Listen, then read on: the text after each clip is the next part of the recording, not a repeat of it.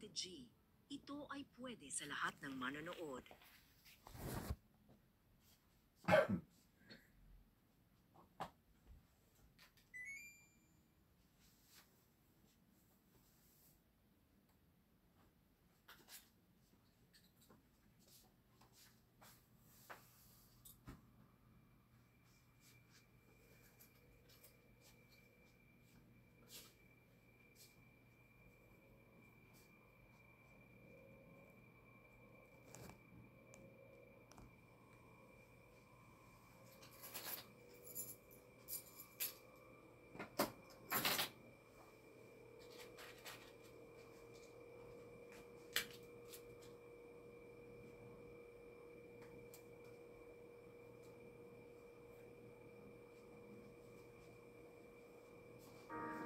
Divine Mercy Hour. Gusto mo bang magkaroon ng milagro sa iyong buhay? Isang milagrong hindi kailanman mananakaw nino man? Posible ba yon? Siyempre! Kung ang milagro ay magaganap sa loob ng iyong puso, mangyayari lamang ito kapag sama-sama tayong magdarasal. Kaya inaanyayahan ko po kayong samahan ako tuwing linggo mula alas 3 hanggang alas 4 ng hapon para sa Divine Mercy Hour.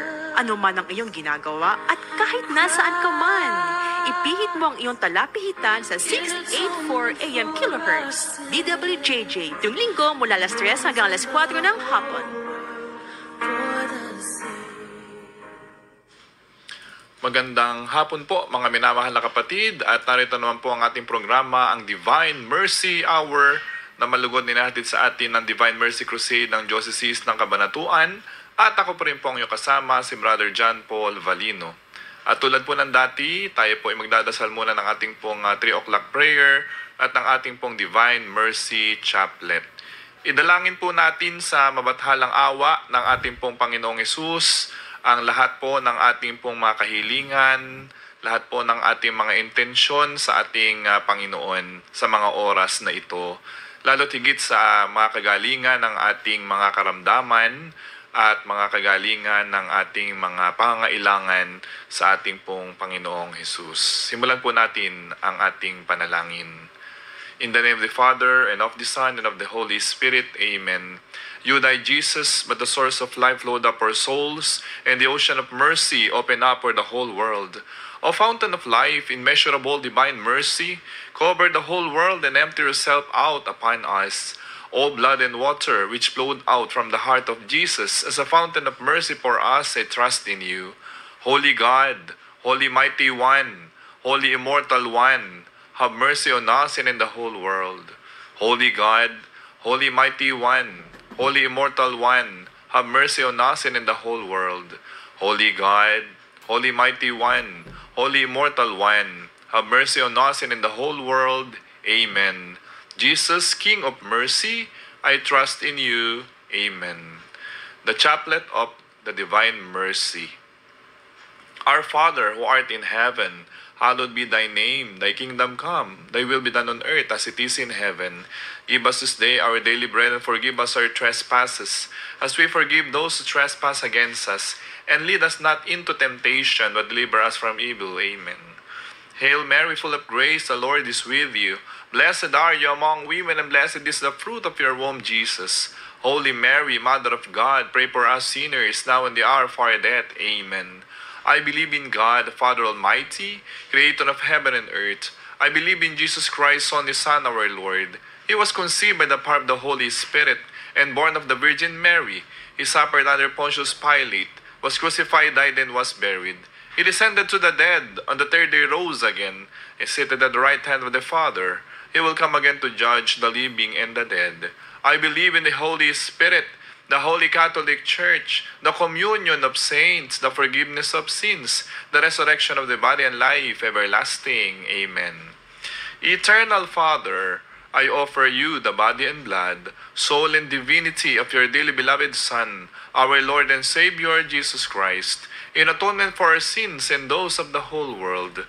For the sake of his sorrowful passion, have mercy on us and in the whole world. For the sake of his sorrowful passion, have mercy on us and in the whole world. For the sake of his sorrowful passion, have mercy on us and in the whole world.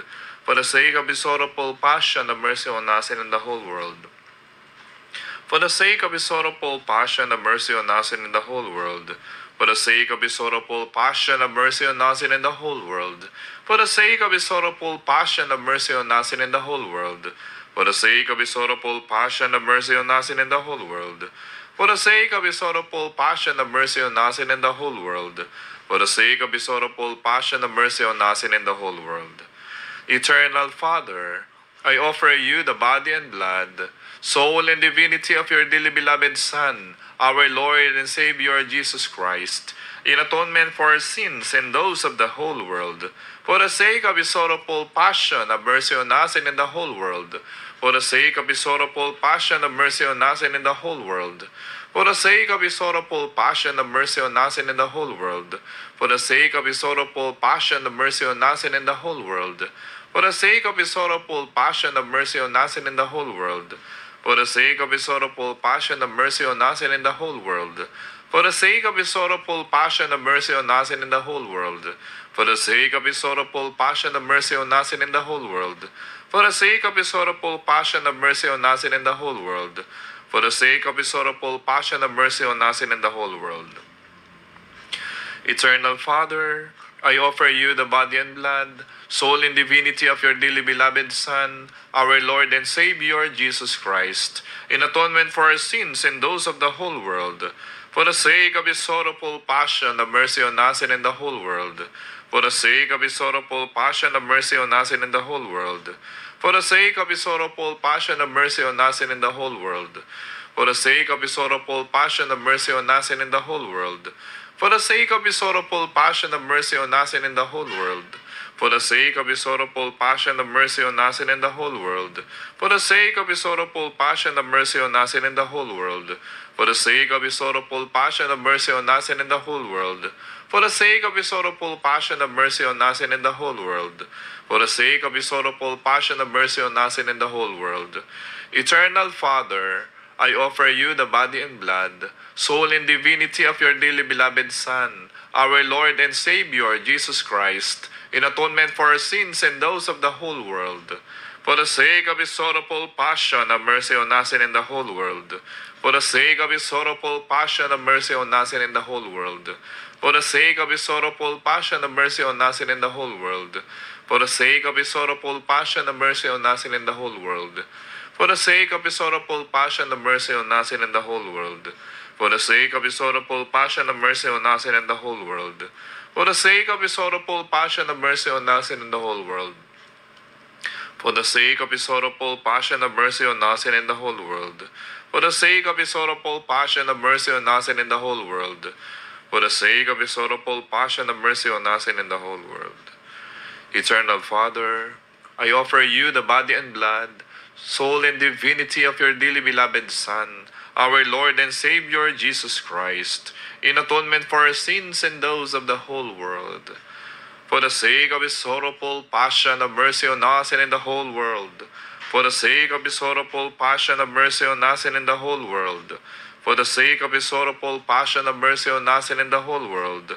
For the sake of his sorrowful passion, have mercy on us and in the whole world. For the sake of his sorrowful passion, have mercy on us and in the whole world. For the sake of his sorrowful passion, have mercy on us and in the whole world.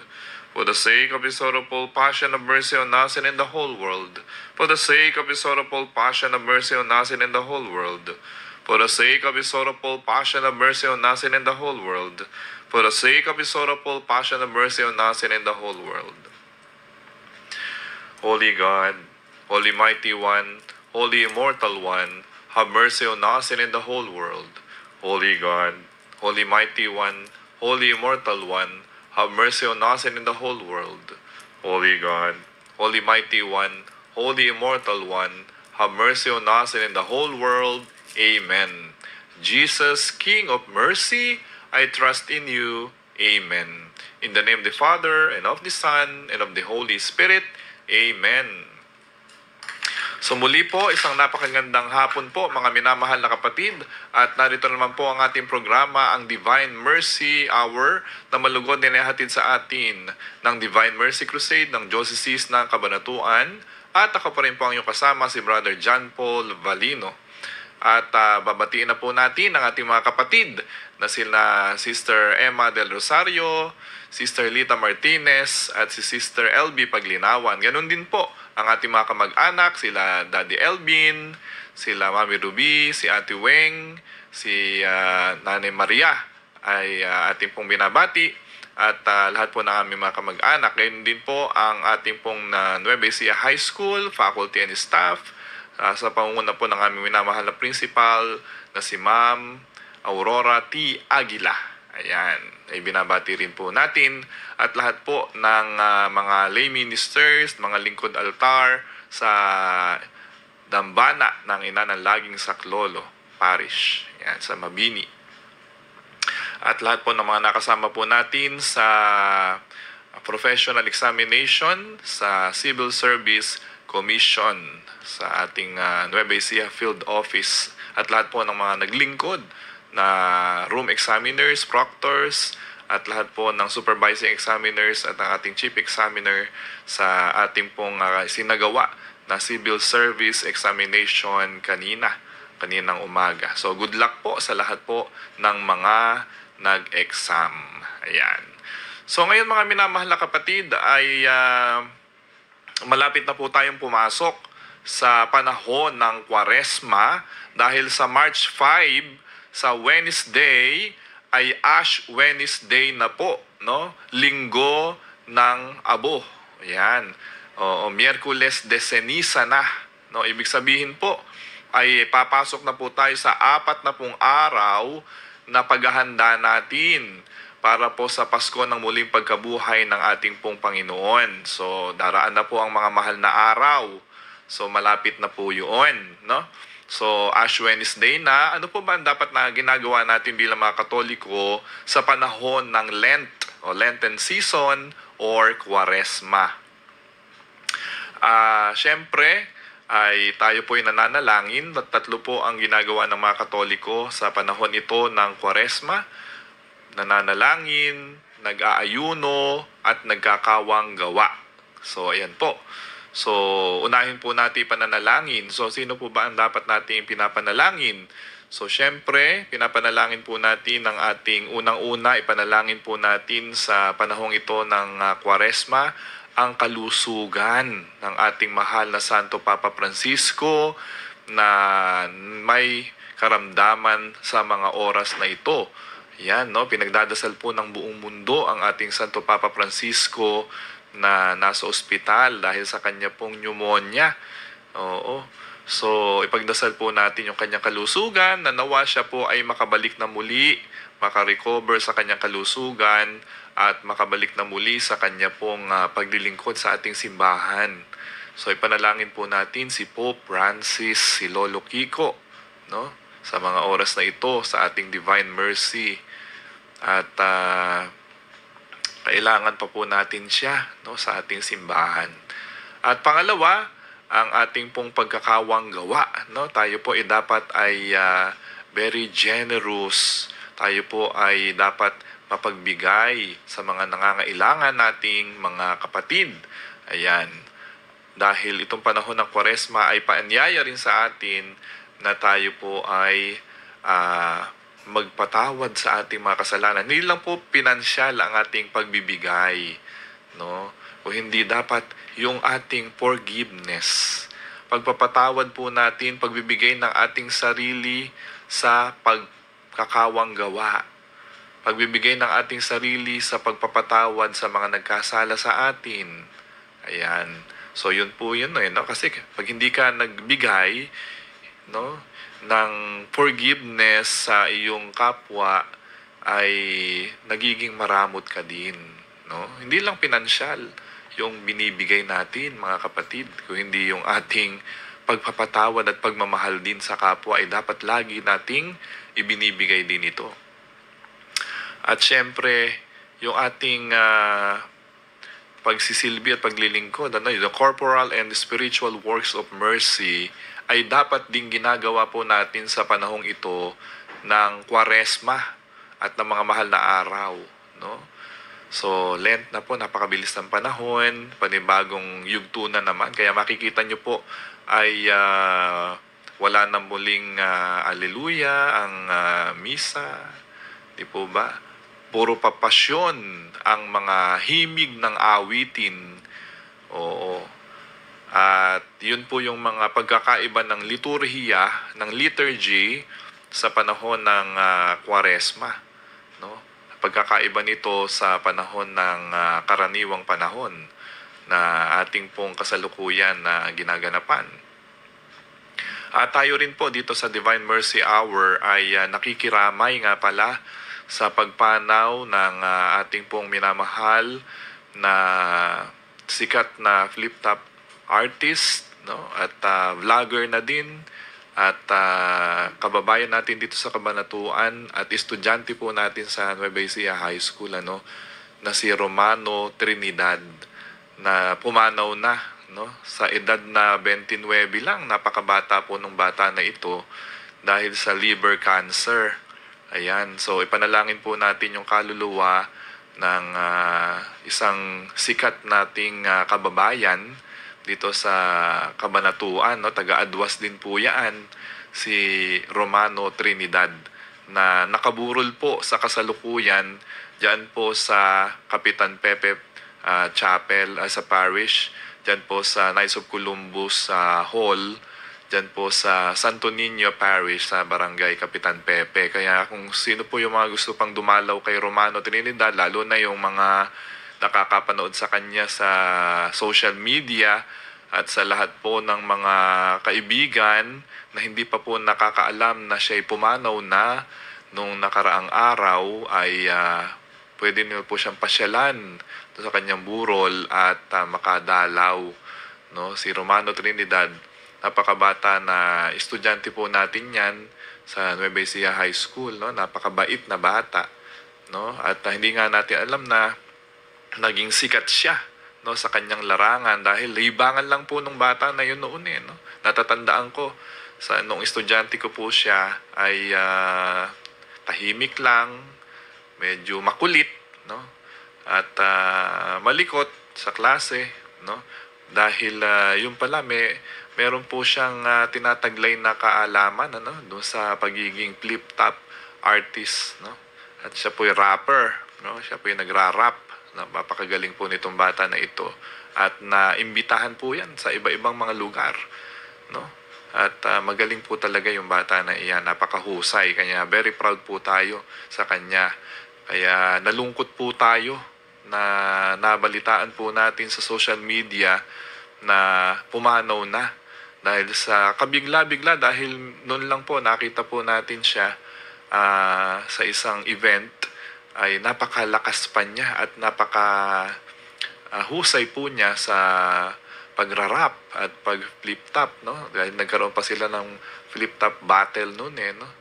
Kaya napapanood po natin siya sa social media at yung pala huli na naming pagkikita ni Romano, no? So ipagdasal po natin yung kapayapaan ng kaluluwa ni Romano Trinidad. So nakikiramay po ang Divine Mercy Hour at Master Ipong TV sa pamilya po ni Romano Trinidad. Yan. So, sa pagpapatuloy po natin ng ating programa ay yung pong ating ebanghelyo ngayon, napakaganda po ng tema po natin. Alam niyo po ba kung ano ang tema natin ngayon? Huwag kang maging mapanghusga. Yan. Don't judge the book by its cover. Yun po yung ating tema ngayon, Don't judge the book by its cover. Ano po ba ibig sabihin nun? Huwag tayong mapaghusga sa kapwa natin. Yung pong sinasabing first impression last. Mali po yun, no? Yung bang kung ano na po yung nakilala mo sa kanya, nyari, suplado siya. Forever na sa buhay mo, wag natin pasin yan, suplado yan. So, mayabang yan. Kaya mali po pala yun.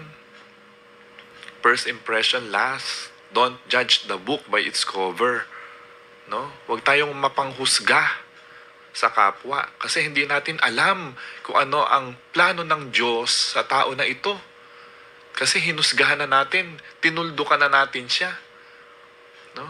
Huwag natin yung bang sasabihin na, wala na pag-asa yan. Ala na yan. No? Tinutuldukan na natin yung buhay ng tao. So masama po pala yun na tayo nagiging mapanghusga sa kapwa. No? Kaya yun ang dapat na binabago rin natin sa ating sarili.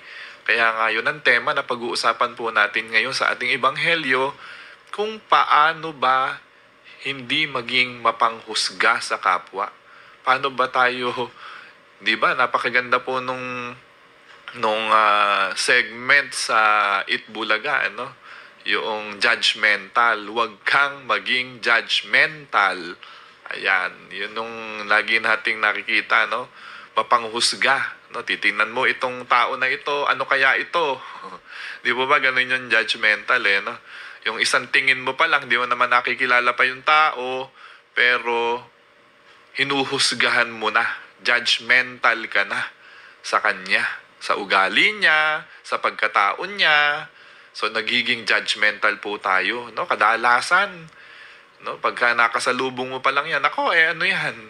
Siguro masama ugali niyan. Oh, may nasabi lang ng hindi maganda, hindi mo nagustuhan, hinusgahan mo na agad. No? Siguro kaya lagi nang hihingi yan, siguro mahirap lang yung tao na yan. Minata mo na, no? Yun yung dapat nating iwasan sa pag-uugali nating bilang mga Katolikong Kristiyano na alagad ni Kristo. Alagad tayo ng Diyos. Kaya dapat hindi tayo nagiging mapanghusga sa kapwa. No? Yun po eh. Kaya kung minsan, yung puna tayo ng puna sa iba, sa mali ng iba. No? Pero yung ating sariling pagkakamali, yung sarili nating kasalanan, hindi natin nakikita. Kaya yun ang ingat-ingatan po natin mga kapatid. No? Hindi dapat tayong naghuhusga sa kapwa o nagiging mapanghusga sa kapwa. So, yun yung negative attitude na dapat nating alisin sa ating pagkatao kung gusto nating lalong mapalapit sa ating Panginoong Diyos. Para lalo tayong mahalin ni Jesus. Para lalo tayong kalingain ng Panginoon. Yun no? Kaya napakaganda po nating pag-usapan ano ba yung mga bagay na ginagawa po natin na tayo ay nagiging mapanghusga sa kapwa. Kasi sabi nga sa kasabihan, nobody is perfect. So bakit ka naghuhusga? Hindi ka nga perpekto eh.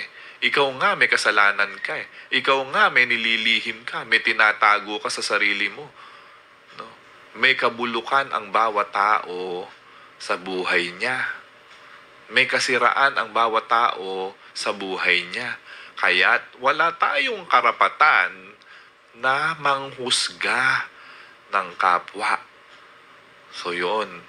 So sa ebanghelyo natin mamaya, lalo pa nating mapapalawig yung pagkakaalam natin at pagkakaintindi sa itinuturo sa atin ng Panginoong Yesus sa mga oras na ito, dito sa ating programa, sa Divine Mercy Hour.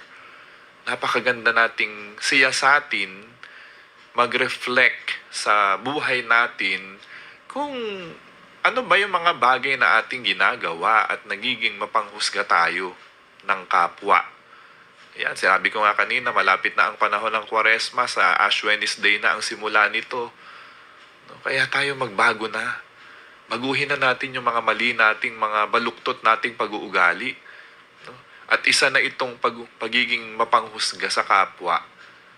No? Yung dapat nating tanggalin. Dapat nating iwasan, iwaksi sa ating buhay para tayo ay lalong maging banal, para tayo maging mapalapit sa Panginoong Yesus.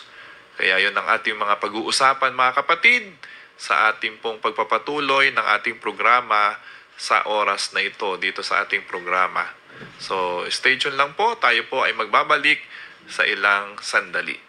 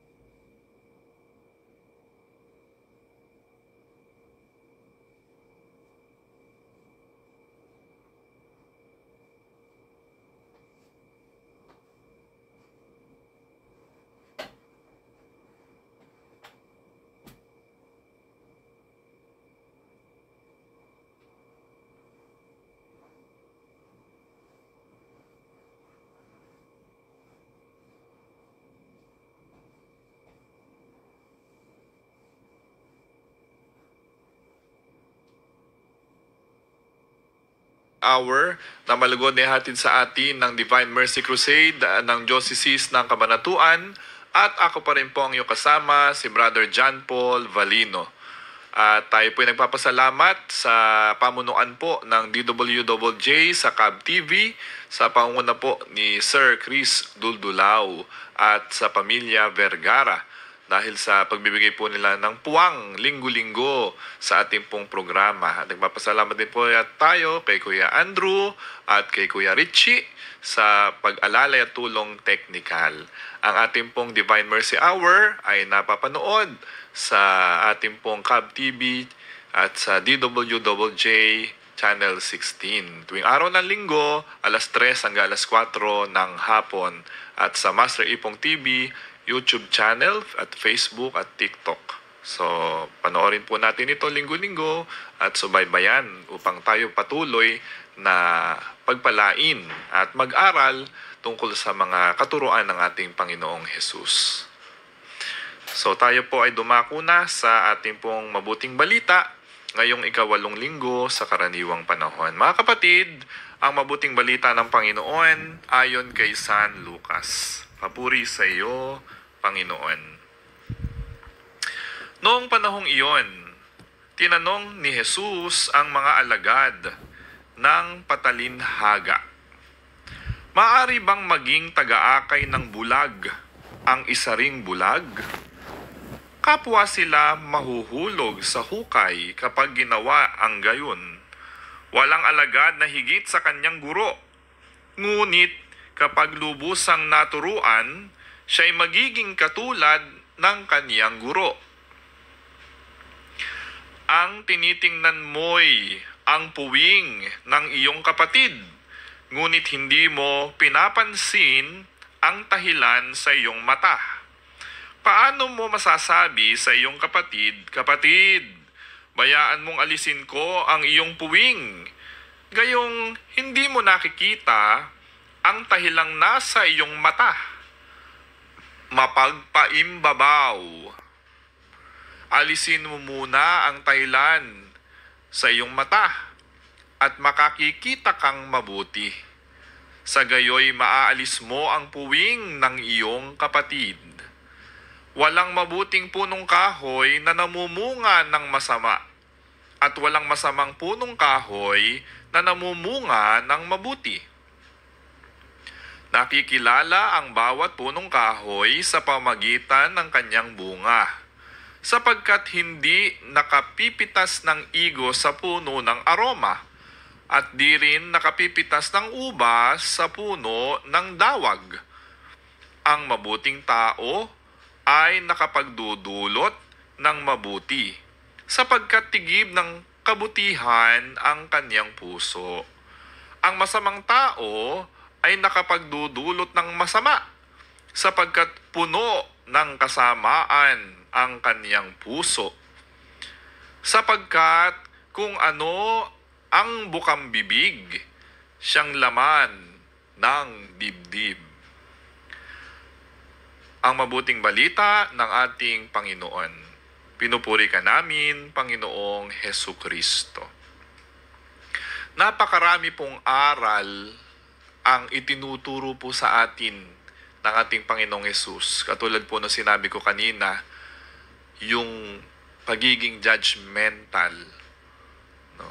Isa-isahin po natin yung mga dapat nating tingnan dito sa Ebanghelyo natin upang lalo nating matutunan ano ba yung mensahe ng Diyos sa atin sa oras na ito. No? Isa-isahin natin, sabi po ng ating Panginoong Hesus, "Maaari bang maging taga-akay ng bulag ang isa ring bulag?" Siyempre po, sabi niya, kapwa sila mahuhulog sa hukay kapag ginawa ang gayon. Literal po ba na pagiging bulag yung sinasabi po sa atin ng Panginoong Hesus dito? Spiritual blindness ang sinasabi po ng Panginoon dito na bulag. Hindi po literal blindness na talagang walang nakikita.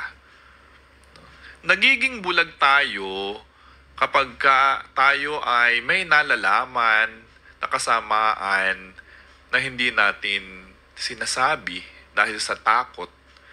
Nagiging bulag tayo kapag ikaw ay gumawa ng masama, ngunit walang nakakita. Ibig sabihin nun, nabubulag tayo sa katotohanan. No? Hindi natin nakikita yung mali dun sa mga nagawa nating pagkakamali. Yung bang ikaw ay nakagawa ng mali, hindi mo ikinumpisal, hindi ka nagsisi, parang natural na lang sa'yo na gumagawa ng mali. Hindi ka po pwedeng magturo ng isang bagay nang hindi mo ito natutunan at nalaman. Yun po yung isa sa sinasabi sa atin ng Panginoon. No? Hindi ka po pwedeng magturo. Sabi nga sa kasabihan, you cannot teach what you do not know. Hindi ka po pwedeng magturo kung hindi mo naman ito alam. Ano ituturo mo doon sa mga makikinig sa iyo kung yung isang bagay ay hindi mo naman natutunan? No? You cannot teach what you do not know. You cannot give what you do not have. Hindi ka po pwede rin magbigay kung ikaw mismo sa sarili mo, wala ka. Halimbawa, magbibigay ka ng 100, wala ka nga 100, ano ibibigay mo? So yun yung perfect example dito. Hindi mo po pwedeng ibigay ang isang bagay kung ikaw mismo sa sarili mo ay wala at hindi mo taglay. Ganun din, itong dapat nating tingnan. Yung puwing ba ng kapatid mo ay lagi mong inaalis? Judgmental. No? Dahil pag nakikita mo lamang yung puna sa kapwa mo at hindi mo nakikita yung tahilan na nandyan sa mata mo. Ano ibig sabihin ng tahilan? Yung dumi sa mata mo. Tingnan mo muna, sabi po ng Panginoon, alisin mo muna yung tahilan o yung dumi na nandyan sa mata mo upang makakita ka ng malinaw. Nang makita mo yung kapwa mo. Ibig sabihin nun, aalisin mo lang ba yun? Yun lang ba ibig sabihin nun? Hindi. Baguhin mo muna yung ugali mo. Ikaw muna, bago ka mamuna ng kapwa, yung iyong ugali, no? Yun muna yung baguhin mo. Bago ka mamuna. Baka naman tayo, puna tayo ng puna, pero yung mas matindi pa pala yung kasalanan natin kaysa doon sa nagagawa ng ating kapwa. Tingnan mo muna yung sarili mo. Tingnan muna natin yung sarili natin. Baka may sarili din tayong baho, pero napakahusay kasi ng tao talaga na mamintas, mamuna, manira ng kapwa. Napakahusay ng tao dyan. No? Kaya napakaganda nitong mensahe ng Diyos sa atin ngayon. No? Bago ka mamuna, tingnan mo muna yung sarili mong baho. Bago ka mamuna, tingnan mo muna yung sarili mong dumi. Yun yung sinasabi sa atin ng Panginoon dito sa Ebanghelyo. No? Hindi ka po pwedeng mamuna na ikaw mismo sa sarili mo marumi. Sabi doon ng Panginoon, yun yung sinasabi niyang hindi po pwedeng magmunga ng ubas ang puno ng igos. Di ba? Hindi po pwedeng mamunga ng mansanas ang puno ng mangga. No? Ibig sabihin nun, hindi po pwede. Ang masama ay magbubunga ng masama. Ang mabuti ay magbubunga ng mabuti. Yun po sinasabi ni Jesus. No? Kung ikaw ay gumawa ng masama sa kapwa mo, ibig sabihin may masama din na bunga ito. Pero kung ikay gumagawa ng mabuti lagi sa kapwa mo, babalik po yan ng may kabutihan din. No? Sabi ko nga nung nakaraan, love begets love. Kung pagmamahal ang iyong binigay sa kapwa mo, susuklian ka rin niya ng pagmamahal. Kapag ginawan mo ng kasamaan ng kapwa mo, siguradong sigurado ako, kasamaan din ang babalik. Kaya, mas maganda nang gumawa ng mabuti sa kapwa. Mas maganda nang gumawa ng kabutihan, pagmamahal sa kapwa. Kung gusto mong maging maayos ang ating buhay, kung gusto mong maging payapa ang iyong buhay, mahalin mo yung kapwa mo. Huwag ka nang mamuna ng kapwa. No? Kasi nga, ikaw din may sariling multo. Ikaw din may sariling muta. May dumi ka sa mata. Tingnan mo muna yung sarili mo sa salamin. Manalamin ka muna bago ka mamintas ng kapwa mo. Yun yung sinasabi dito sa ebanghelyo natin, mga kapatid. Kaya, yung dapat nating isagawa, no? Dapat tingnan nating mabuti, siyasatin nating mabuti. Ano ba yung mga kasalanan na aking nagawa sa kapwa ko? Tingnan mo yung sarili mo. Hindi ka po pwedeng mamuna, sabi ni Jesus, nang ikaw mismo ay kapuna-puna. Baka ibalik sa'yo yan ng kapwa mo. Sumbatan ka pa niyan.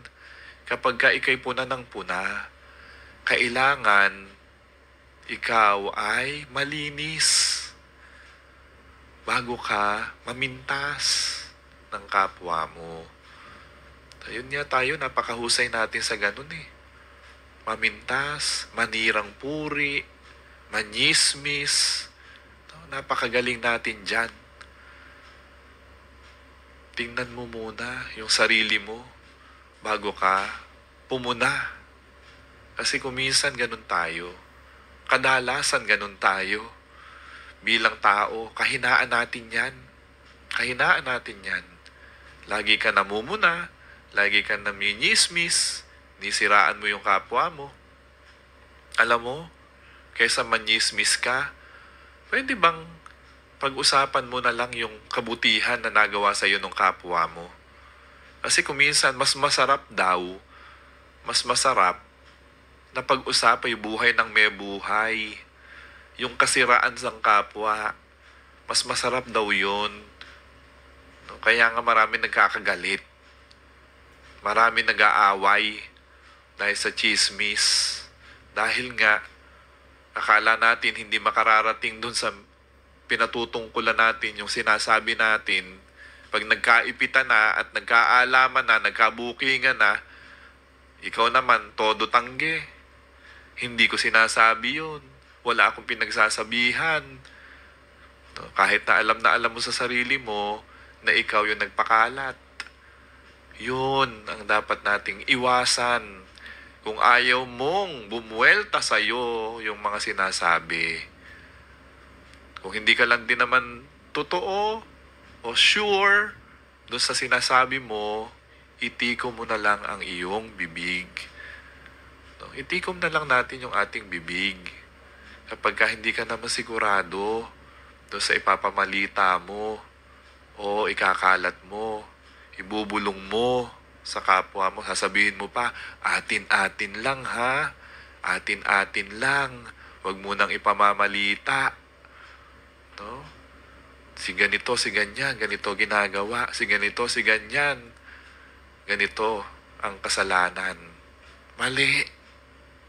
Yung atin-atin lang na yon, mentras mong binagbabawalan yung kapwa mo, mentras na ipamamalita niyan.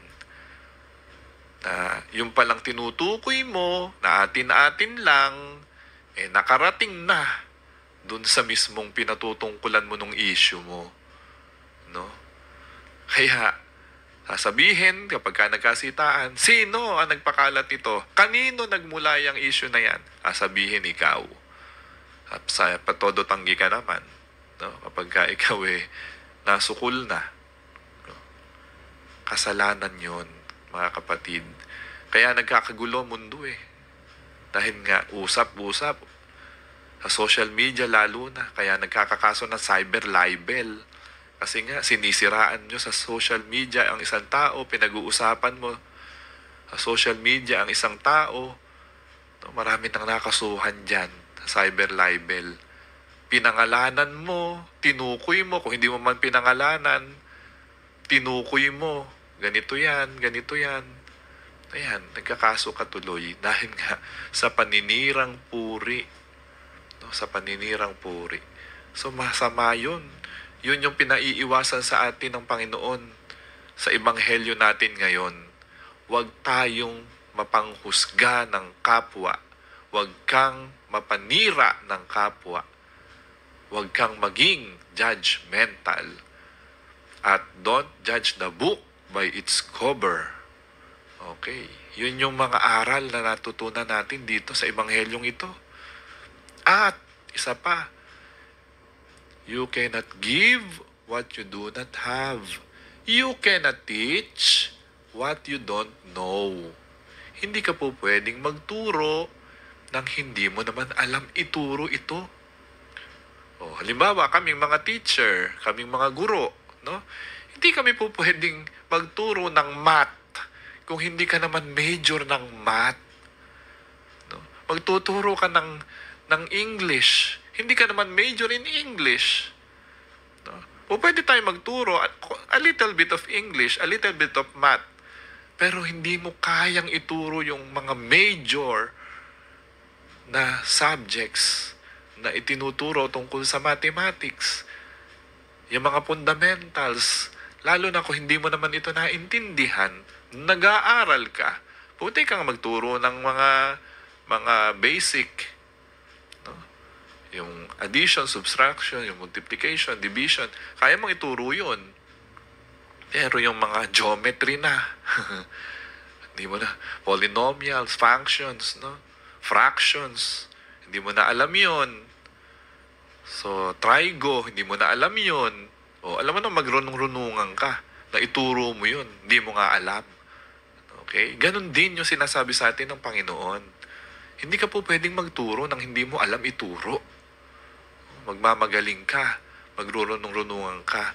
Baka iba ang maituro mo, akala nung bata, akala nung makakarinig sa iyo, tama yun. No? Kaya yun yung isa sa dapat nating tingnan sa sarili natin. Baka nagrurunong-runungan lang tayo kung minsan. Ako din, tinitingnan ko din yun sa sarili ko. No?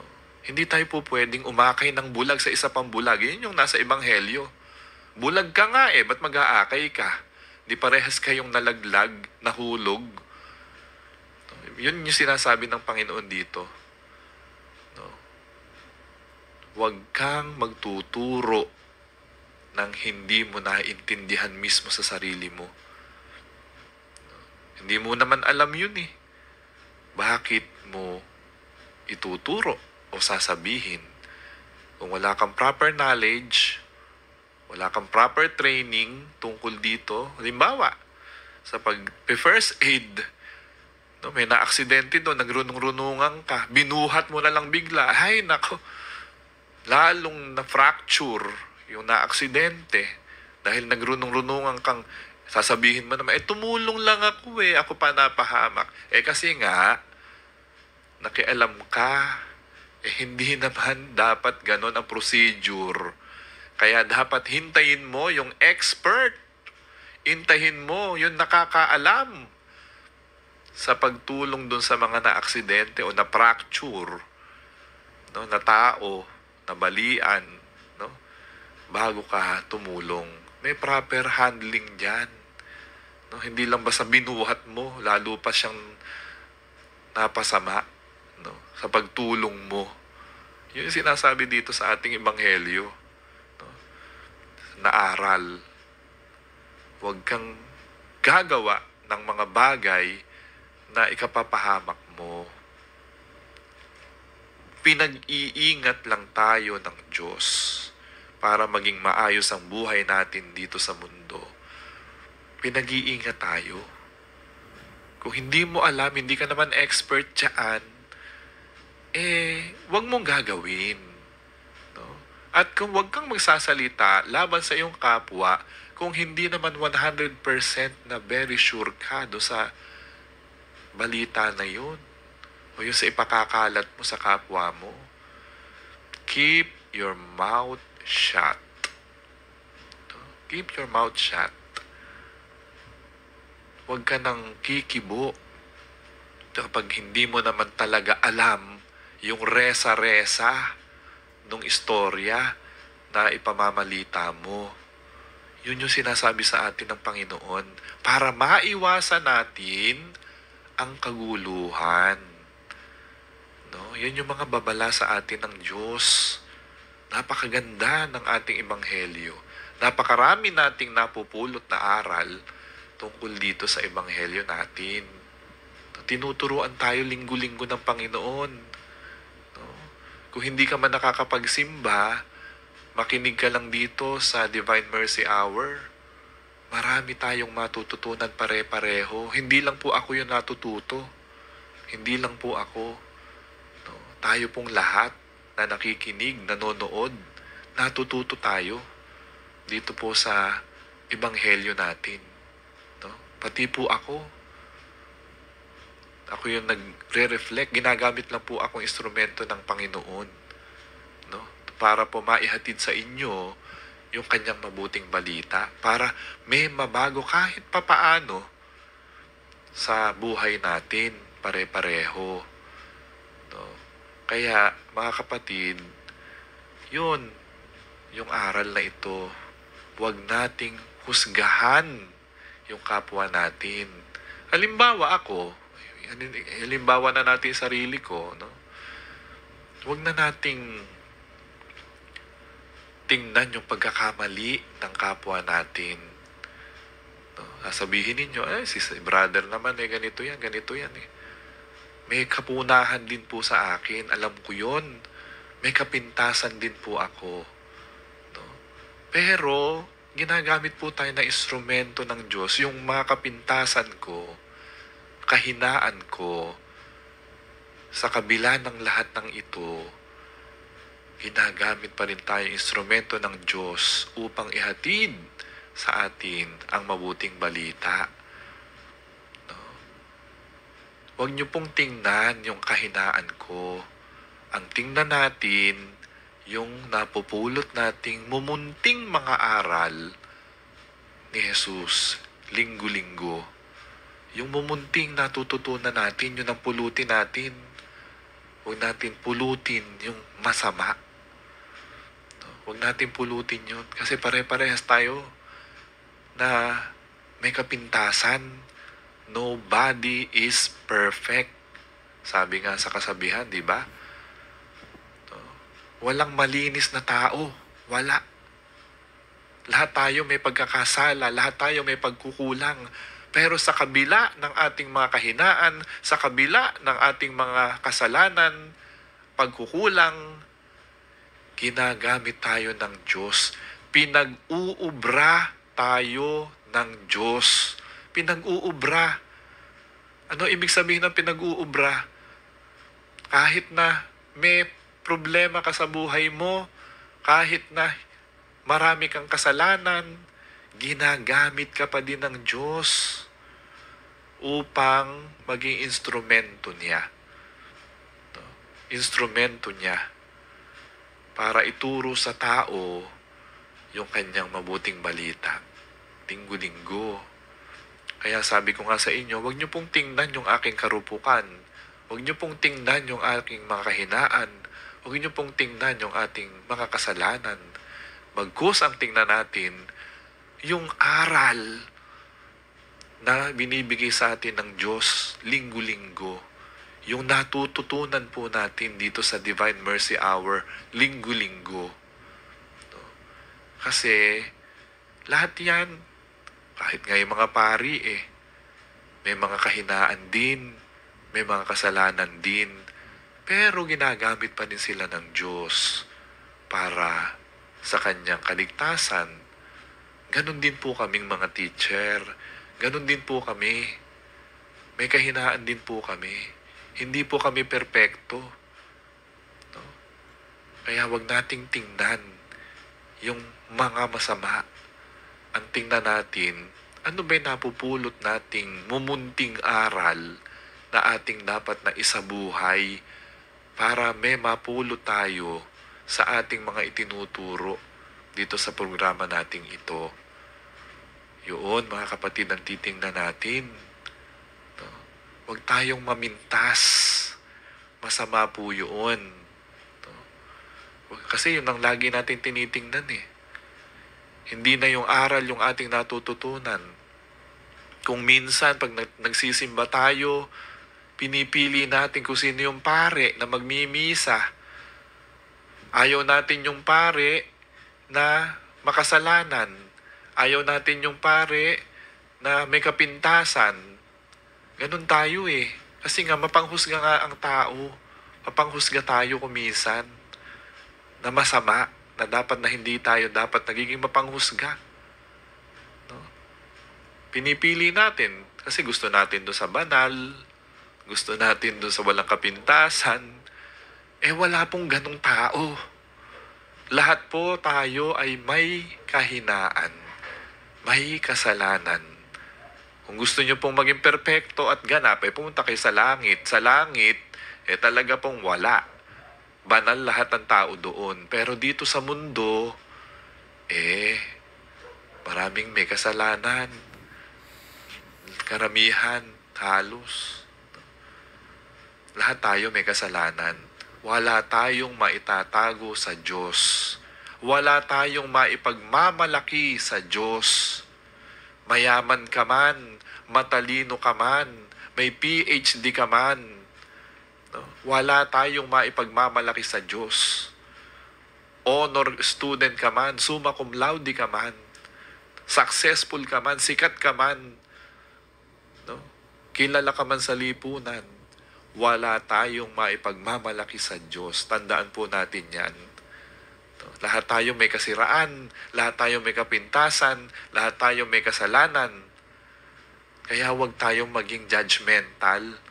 Huwag po tayong punan ng punan sa kapwa. Masama po yun. May balik po yun sa atin. Yung law of karma, totoo po yun. Kung gusto mong mapanutoy buhay mo, lubayan mo na yung mapanira. Lubayan mo na yung kapwa mo na lagi mong sinisiraan. No? Kasi, ala namang maidudulot na bunga yun na maganda sa buhay mo. Kaya dapat, tayo mga kapatid, tingnan natin yung mga ginagawa natin sa araw-araw. Baka nakalilimot na tayo. Baka nagiging mapanghusga ka na sa kapwa mo. No? Tingnan natin yung sarili natin. Suriin natin. Kasi yung lumipas ba itong 1 linggo na ito na ikaw ay naging mabuting tao? O baka naman lumipas yung 1 linggo napakaraming kaaway ang natamo mo, nagawa mo. Baka naman nang iniipon mo kaaway, hindi yung kaibigan.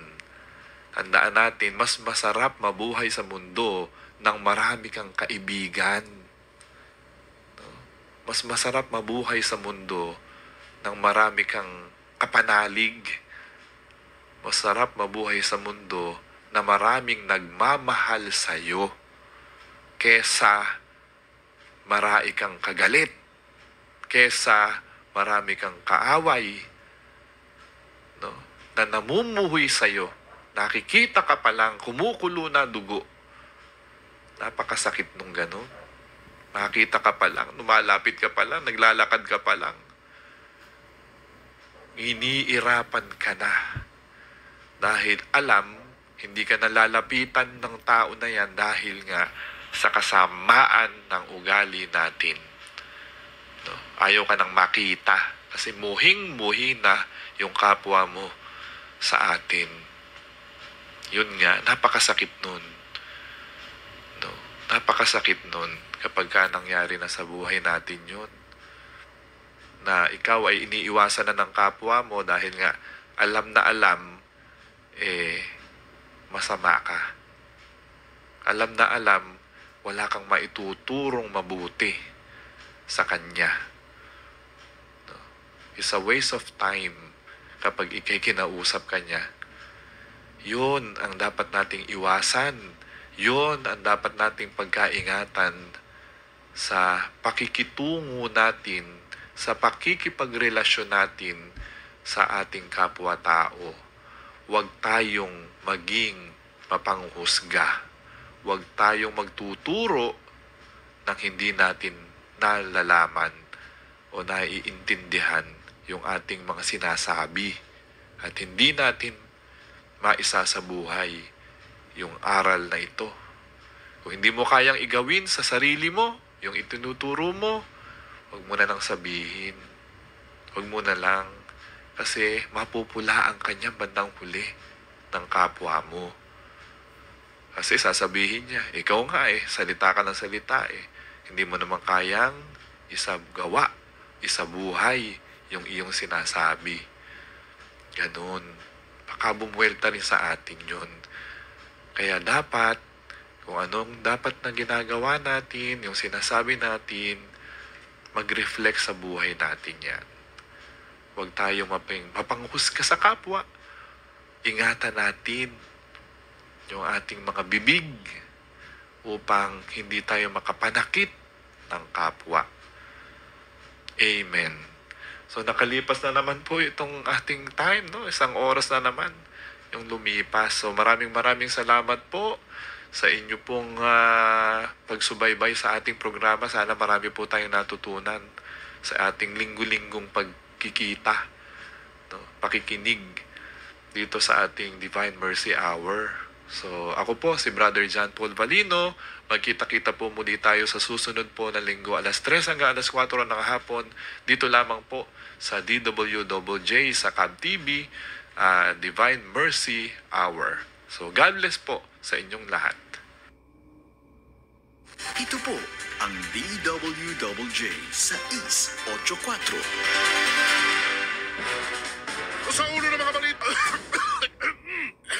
Nabitin? Magtusiran Forte with Total Cough Relief Formula.